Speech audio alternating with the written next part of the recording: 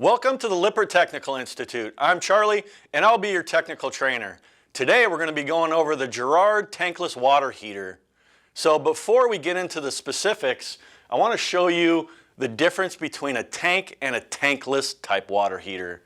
So the tank type water heater, you might see that in your basement, and it's a great big cylindrical device that stores a lot of water. It's not unlike that in an RV. It's a little bit smaller, but it does have that storage tank.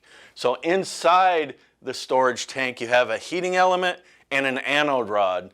The heating element obviously heats the water, and the anode rod, it actually keeps the tank from corroding. But on the other hand, you have a tankless type water heater that doesn't have that big storage tank and it doesn't take up all that space. But what it does do is it takes a series of tubes and heats that water as the water rotates through there on a heat exchanger. The general features of the Girard water heater starts with an endless flow of hot water.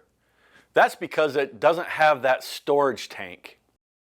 Now, it operates between 95 degrees and 124 degrees Fahrenheit and utilizes an anti-freeze feature if the temperature gets below 35 degrees Fahrenheit. It'll kick on the burners, warm that unit up, and then it won't freeze. Now, it is gas powered at 42,000 BTUs, but utilizes 12 volts DC with less than 3 amps. Now let's take a look at my mock-up and go through operation. Here we have a fully operational Girard Tankless water heater mock-up. And on my mock-up I have the appliance itself, a 12 volt fully charged battery, and a propane tank. Also, I have a water bucket that's full of fresh water. That's going to represent either your freshwater tank on your RV or city water. Now let's follow the path for the electricity to give you an idea of how this is all hooked up. So we have 12 volts DC hooked up to our water pump, and it also supplies 12 volts to the appliance itself through this red and black wire on the back of the water heater. And you'll also notice these two blue wires, those go to the thermostat. So let's go ahead and turn on the propane tank and supply that gas up to the appliance, which goes up through this hose to this fitting here.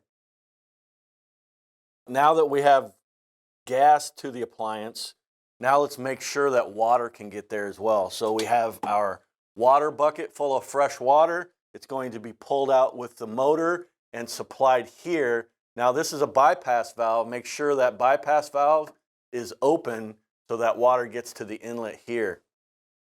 To turn on the appliance, you have an on-off switch on the front of it. So go ahead and select on. And you also have to reach over here and turn the thermostat on, and then you'll see the actual temperature display on the thermostat.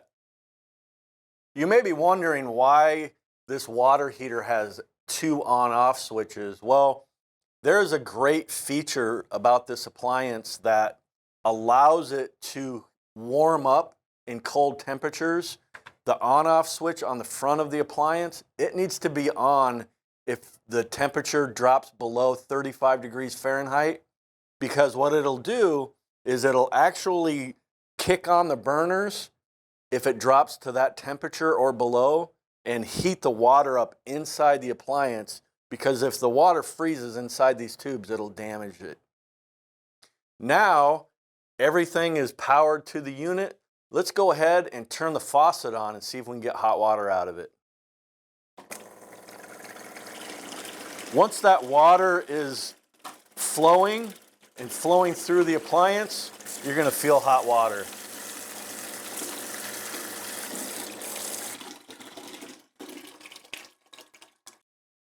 If you're taking your unit out of storage, a lot of times you open those valves up, turn it on, and you're going to get that air pressure through the faucet. So when you turn that on, let that air flow through and get it to where it's just water. There are two methods to manage the output temperature of the water at your faucet, and that is your mixing method and your set temperature method. So the mixing method is exactly how it sounds, and that's probably what you use at home, and that is setting the temperature at the thermostat a little bit higher and then mixing cold water in to make it comfortable for you. Now for this appliance, the optimal temperature is 110 to about 115 degrees, and that is going to give you that perfect temperature that you can mix that cold water in. Now, the set temperature method, you're going to enter the temperature at the thermostat that's comfortable for you. And that way you don't mix any cold water in at the faucet. You're going to just turn that all the way to the hot temperature and you're going to get what you want out of that.